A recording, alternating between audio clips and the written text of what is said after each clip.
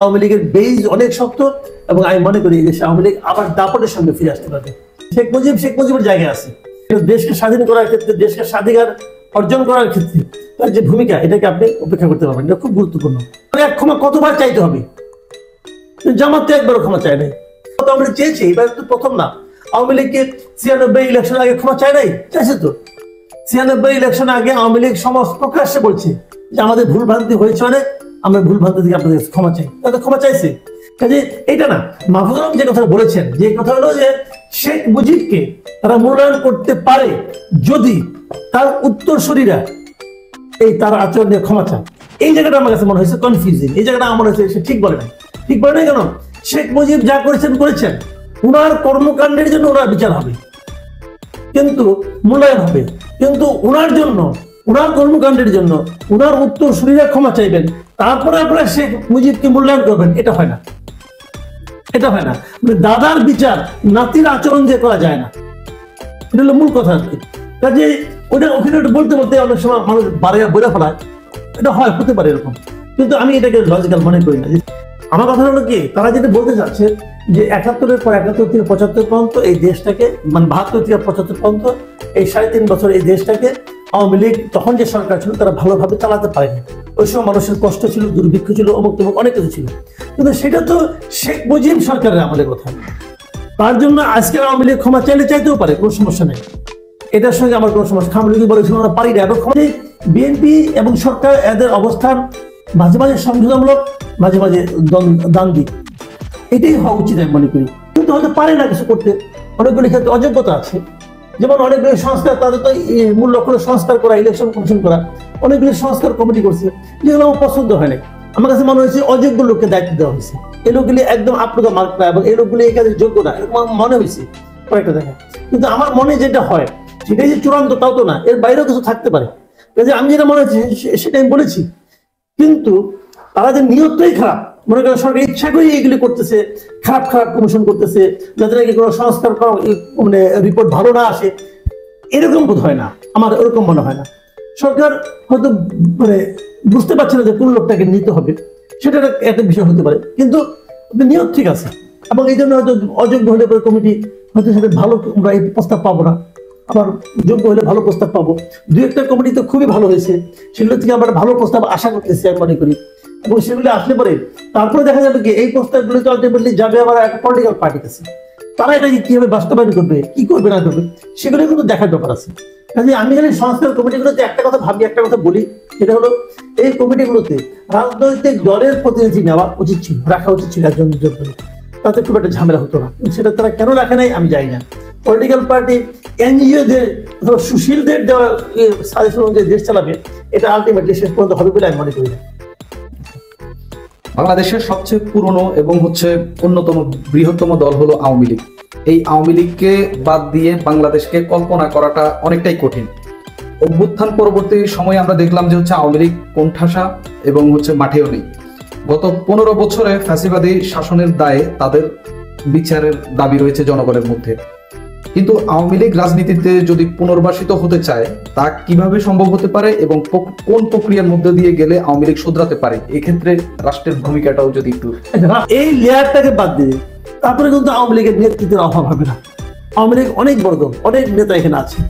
একটা লেয়ার চলে গেলে আরেকটা লেয়ার উঠে আসবে, এতে কোনো সমস্যা আমি দেখি না। এবং সেই আওয়ামী লীগ এদেশে রাজনীতি করবে এবং রাজনীতি করতে দেওয়ার অধিকার তার আছে আমি মনে করি। সেটাকে করতে দিতে হবে। আওয়ামী লীগ ওইভাবে এর মূল নেতৃত্বকে যদি আপনি এখন যারা নেতৃত্ব দিচ্ছেন এদেরকে বাদ দিতে হবে। এদেরকে এই দেশের মানুষ কখনোই গ্রহণ করবে না, এটা মাথায় রেখে না। এই শেখ হাসিনা, শেখ পরিবারের লোকজন, আওয়ামী লীগের মন্ত্রী ওবায়দুল কাদের সহ অন্যান্য মন্ত্রী, এদেরকে এই দেশের মানুষ কোনো অবস্থাতেই আর গ্রহণ করবে না। এরা বাদ, নতুন নেতৃত্ব আসতে হবে। নতুন নেতৃত্ব আসলে কিন্তু এদেরকে নিয়ে না, এদেরকে যতদিন আওয়ামী লীগ ধরে রাখবে আওয়ামী লীগ ততদিনই পিছিয়ে যাবে। নতুন নেতৃত্ব আসলে কি প্রতিহত করবে কিনা সরকার? আমার মনে হয় না। আমার নতুন নেতৃত্ব আসতে গেলে আওয়ামী লীগের মাঝখান থেকে একটা ইন্টারনাল একটা প্রবলেম থাকবে। কারণ পুরাতন নেতৃত্ব যারা আছে তারা দেশে আসবে না, কিন্তু আমার নেতৃত্ব ছাড়তে চাইবে না। কাজে নতুন নেতৃত্ব থেকে উঠে আসতেও সময় লাগবে। সেই যতদিন সময় লাগবে ততদিন আমার মনে হয় না যে তাদের প্রতিহত করার মতো থাকবে। আপনি দেখলেন যে 21শে আগস্ট যে গ্রেনেড হামলা মামলা, সেখানে সব আসামিকে খালাস দিয়ে দেওয়া হয়েছে। একই সঙ্গে আদালত বলল যে আগের যে রায়টি সেটি অবৈধ। এর মধ্য দিয়ে আওয়ামী লীগের যে 24 নেতাকর্মী নিহত হলেন 2004 সালের 21শে আগস্ট এবং বহু জন আহত হলেন, এই নারকীয় ঘটনার ন্যায় বিচার পাওয়ার পথ কি রুদ্ধ হয়ে গেল? এবং এবারও কি বিচার বিভাগ এবং আইনকে আওয়ামী লীগের আমলের মতো করে বিরোধীদের দমনের জন্য অন্তর্বর্তীকালীন রাজনৈতিক হাতিয়ার হিসেবে ব্যবহার করছে? এখানে আপনি দুটো প্রশ্ন করছেন। একটা প্রশ্ন হলো যে এই সুবিচার পাওয়ার সম্ভাবনাটাকে রুদ্ধ হয়ে গেল কিনা, আরেকটা প্রশ্ন হলো আপনার যে বিরোধী দলকে দমন করার জন্য এই আইনগুলো আদালতকে বিচার বিভাগকে ব্যবহার করা হচ্ছে কিনা। আমি দুটার ক্ষেত্রে আমার অবজারভেশনটা একটু অন্যরকম। আমি আপনাদেরকে বলি, আমি মনে করি না যে সুবিচার পাওয়ার পথ বন্ধ হয়ে গেল, কারণ সুবিচার পাওয়ার পথ একটা থাকা উচিত। যে ঘটনাটা ঘটেছে, যেভাবে এই মামলাটাকে বাতিল করে দেওয়া হয়েছে, সেটা আইনগতভাবে হয়তো ঠিক আছে, এটা নিয়ে আমার কোনো বক্তব্য। কারণ এরা বড় বড় আইনজ্ঞ, তারা তো যারা বিচারপতি তারা তো অনেক বুঝেন, জানেন, তারা আইন এই বিষয়গুলো বুঝেন। এবং আমি যতটুকু বুঝেছি সেটা হলো এই বিচারটার প্রক্রিয়া নিয়ে তাদের আপত্তি ছিল। মানে বিচারটা যে প্রক্রিয়া হচ্ছিল সেই প্রক্রিয়া নিয়ে তাদের আপত্তি, যে কারণে তারা এই বিচারটাকে বাতিল করে দিয়েছে, পুরো বিচারটাই বাতিল করে দিয়েছে। এবং যেহেতু বিচারটাই বাতিল হয়ে গেছে, কাজে এখানে বিচারের সঙ্গে যাদেরকে অপরাধী হিসেবে বিবেচনা করা হচ্ছিল তাদেরকেও মুক্তি দিয়ে দেওয়া হয়েছে। কিন্তু একটা কথা কি, ঘটনা তো ঘটছে, 21শে আগস্ট গ্রেনেড হামলা হয়েছে, সেখানে তো 24 জন লোক মারা গেছে, 300 জনের মতো লোক আহত হয়েছে। যে আপনি যে ঘটনাটা কি তাহলে কি মিথ্যা হয়ে গেল? তাহলে কি এই ঘটনা যারা ক্ষতিগ্রস্ত তারা কি কোনো সুবিচার পাবে না? এই সুবিচার দেওয়ার দায়িত্ব কার? রাষ্ট্রের দায়িত্ব। রাষ্ট্র কি সেই দায়িত্বটা পালন করবে না? রাষ্ট্র বলতেছে এখন যে ওই মামলার তদন্ত ঠিকভাবে হয়নি। ঠিক আছে, তাহলে আপনারা নতুন করে তদন্ত করেন। বলবেন অনেক এভিডেন্স নষ্ট হয়ে গেছে, এভিডেন্স যাদের কারণে নষ্ট হয়েছে তাদেরকে বিচারে আওতায় আনেন, কোনো প্রবলেম তো নাই। কিন্তু বিচার যদি না হয় সেটা হবে একটা বিরাট প্রহসন, মানুষ এটা নিয়ে ফান করবে, অলরেডি করছে। কিন্তু অনেকে বলতেছে যে তাহলে কি আইনুর রহমানের মৃত্যু হয়েছিল কিভাবে? তার কি মৃত্যু ডায়রিয়াতে হয়েছিল? অনেকে বলতেছে এই 24 জন লোক কেউ না সুইসাইড করেছিল। অনেকে এমনও বলতেছে যে 2004 সালে 21শে আগস্ট থেকে আসেই নাই, 20 তারিখের পর নাকি একবার 22 তারিখ আসছে। এই যে ফান, এই যে ট্রল করাগুলো, এটা কার গায়ে লাগে? এটা লাগে বিচার বিভাগের গায়ে। আমাদের বিচার বিভাগ এখন এই পর্যায়ে নিজেদেরকে নিয়ে গেছে কিনা এটা ভেবে দেখতে হবে। এবং পাশাপাশি যে জিনিসটা ভাবতে হবে যে আমাদের বিচার বিভাগ সংস্কারের জন্য কমিশন করা হয়েছে, কমিশনের এটা চিন্তা করা উচিত যে এই ধরনের যে বিচারহীনতা অথবা বিচার নামে প্রহসন যেগুলি, সেগুলো আসলে কতটুকু ঠিক। দেখুন, হাইকোর্ট বলতেছে এটা বিচারই ঠিক হয় না, তাহলে যারা নিম্ন আদালত ছিলেন তারা কি বিচারক নন? তারা কেন বুঝতে পারলেন না যে এই বিচারটা এখানে হওয়া উচিত না? যে কোর্টে বিচার হয়েছে ওই কোর্টটাকে বিচারে করার জন্য তারা কি এটা বুঝতেন না? এত বড় বড় আইনজীবী তারা কি কেউ বুঝতেন না? এমনকি তখন যারা বিরোধী আইনজীবী ছিলেন, মানে যারা নাকি আসামি পক্ষের আইনজীবী ছিলেন, তারাও তখন এই কথাটা কেউ বললেন না কেন? তো এই বিষয়টা হলো কি যে আসলে সাধারণ মানুষের মধ্যে একটা পারসেপশন কাজ করে এই ঘটনাটা ঘটে যাওয়ার পর। সেই পারসেপশনটা হলো যে তারা মনে করে সরকার পাল্টে গেছে, বিচার পাল্টে যাবে। এই যে সাধারণ মানুষের মধ্যে চিন্তাটা, এই চিন্তাটা কিন্তু দেশে একটা সুশাসনের ক্ষেত্রে এটা কিন্তু একটা ভয়ঙ্কর চিন্তা।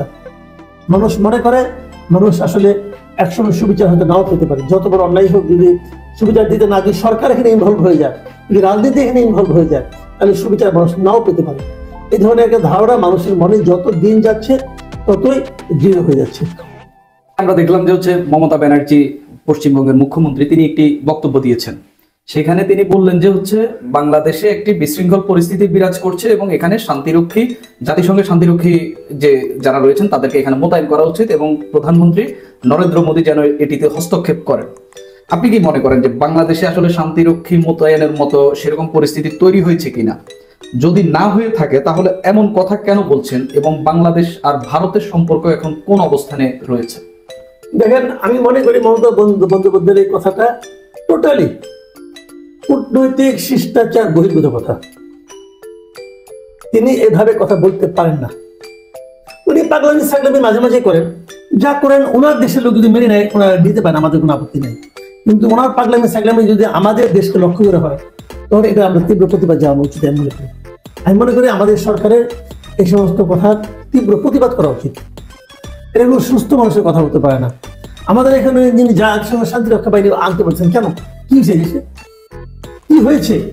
একটা উদাহরণ দিতে পারেন না, একটা উদাহরণ দিতে পারেন কি হয়েছে? আমরা এরকম 20টা উদাহরণ দিতে পারবো ভারতে প্রতিদিন কি হচ্ছে। তো এখানে কি হয়েছে? তারা যেগুলো বলতে যাচ্ছে, আমি আজকে একটা পত্রিকার একজন সম্পাদকের সঙ্গে আলাপ করছিলাম, তাকে আমি জিজ্ঞাসা করছিলাম, ভাই আপনাদের কি অবস্থা বলেন তো দেখি, সারা দেশ থেকে আপনি কি ইনফরমেশন পাচ্ছেন? বলছে সারা দেশে একটা ঘটনা কেউ আমাদের দেখাক, গত 7 দিনে একটা ঘটনা দেখাক। তবে এখানে আমি মনে করি আমাদের সরকারের কিছু ভুল আছে, তারা হ্যান্ডেলিং ঠিক মতো করতে পারে না। যেমন ধরেন চিন্ময় কৃষ্ণ দাস, তাকে অ্যারেস্ট করা হয়েছে, তাকে অ্যারেস্ট করা আমি মনে করি আমাদের সরকারের জন্য একটা ভুল কি হয়েছে, স্টেপ হয়েছে। এটার কোনো দরকার ছিল না। এই অ্যারেস্ট করে বরং আমরা একটা নেগেটিভ অবস্থায় চলে গেছি, এই কাজটা ঠিক হয়নি আমার বিবেচনা। সম্পর্কের জায়গাটা এখন কোন অবস্থা? সম্পর্কের জায়গাটা ভালো না। 5 আগস্টের পর থেকে আমাদের সঙ্গে ভারতের সম্পর্কের অবস্থা মোটেই ভালো না, এবং এটা কেন ভালো না এটা আমার কাছে ক্লিয়ার না। এবং আমি মনে করি এই ভালো না থাকার পিছনে ভারতের ভূমিকাই বেশি।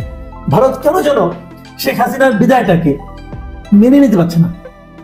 ভারত কেন যেন মনে করছে, শেখ হাসিনা এখনো মনে করছে যে শেখ হাসিনা মনে হয় একটা ষড়যন্ত্রের মাধ্যমে, ষড়যন্ত্রের কারণে তাকে দেশ ছাড়তে হয়েছে। But this is not reality. ভারতকে মানতে হবে যে এদেশের জনগণ শেখ হাসিনাকে আর চায় না, এবং জনগণ চায় না বলেই শেখ হাসিনা দেশ থেকে পালাতে বাধ্য হয়েছে, মাথায় রাখতে হবে। কাজেই এইটা ভারত যত দ্রুত মেনে নিবে তত আমি মনে করি দুই দেশের সম্পর্কটা ভালো হবে। এমন কিছু মনে করার কোনো কারণ নাই। Doctor Yunus anti Indian, doctor ইউনূসকে কিন্তু আপনি আপনার পথে নিতে পারেন, আপনার সঙ্গে আলোচনা করতে পারেন। এবং বাস্তবতা হলো শেখ হাসিনাকে ছাড়াই এখন ভারতকে আমাদের কোনো রাষ্ট্রনায়কের সঙ্গে অথবা সরকার প্রধানের সঙ্গে আলোচনা করতে হবে। সেটা ইউনূস হোক অথবা পরবর্তীতে নির্বাচনের মধ্যে যে আসুক, তার সঙ্গে ইন্ডিয়াকে আলোচনা করতে হবে। এটাই রিয়েলিটি। এই বাস্তবতা ইন্ডিয়া কেন মানতে যাচ্ছে না আমি জানি না, এবং এইভাবে না মানলে ইন্ডিয়ার জন্য কোনো লাভ হবে বলে আমি মনে করি। কয়েকদিন আগেই হচ্ছে সাংবাদিক ইলিয়াস হোসেন, যিনি হচ্ছে বিদেশে রয়েছেন, তিনি একটি ভিডিও দিয়েছেন তার চ্যানেলে। সেখানে তিনি আসিফ নজরুলকে ভারতের এজেন্টের হয়ে কাজ করার কথা বলেছেন। এই বক্তব্যের যে প্রতিক্রিয়া, সেখানে আসিফ নজরুল বললেন যে হচ্ছে ভারতের স্ক্রিপ্ট বাস্তবায়ন হচ্ছে, অর্থাৎ তিনি ইলিয়াস হোসেনকে বললেন যে হচ্ছে তিনিও ভারতের হয়ে কাজ করছেন, একে অন্যকে ভারতের দোষর বলছেন। এমন পরিস্থিতি আসলে কেন? এই পরিস্থিতি হলো ইলিয়াস হোসেনের কি এজেন্ডা আমি জানি না। আমার মনে হয় ইলিয়াস হোসেন যে কাজটা করেছে এটা কোনো ধরনের সাংবাদিকতার মধ্যে পড়ে না, সে জাস্ট কিছু প্রোপাগান্ডা ছড়িয়েছে। এবং ইন্টারেস্টিংলি তার এই সমস্ত বক্তব্যের পেছনে কোনো রকম তথ্য সূত্র, কোনো রকম সোর্স কোথা থেকে সে তথ্যগুলি পাইছে, নাকি তার মন গড়া রাত্রেবেলা কি স্বপ্ন দেখছিল, সেই স্বপ্নের কাহিনী বর্ণনা করলো, আমি কিছু বুঝতে পারি না। এটা কোনো কথা হতে পারে না। ইলিয়াস হোসেন যেভাবে যা ইচ্ছাতে বলে যাচ্ছে। আসিফ নজরুল তো বললো, ইলিয়াস হোসেন বলতেছে আসিফ নজরুলের সঙ্গে ক্যান্টনমেন্টে ছিল, তার সঙ্গে আলাপ করছি। আসিফ নজরুল নিজে বললো যে সে কোন টিচারের বাসায় ছিল তাও বলে দিল। তাহলে আমরা কোনটা মানবো? ইলিয়াস আসুক, এসে প্রমাণ করুক। শুনেন ভাই, ওই আমেরিকায় বসে বসে না, বিদেশে বসে বসে এদের সম্পর্কে অনেক কিছু বলা যায়, কোনো দায় দায়িত্ব নাই, যা ইচ্ছাতে পাগলের প্রলাপের মতো বলে গেলাম। This is not journalism. এবং এভাবে অনেকগুলি আরবি অফিসার এসে নাম ধরে ধরে বলতেছে এইটা করছে, এইটা করছে, এইটা করছে, সেটা বলতে পারে না। আওয়ামী লীগ অনেক বড় দল, অনেক নেতা এখানে আছে, একটা লেয়ার চলে গেলে আরেকটা লেয়ার উঠে আসবে।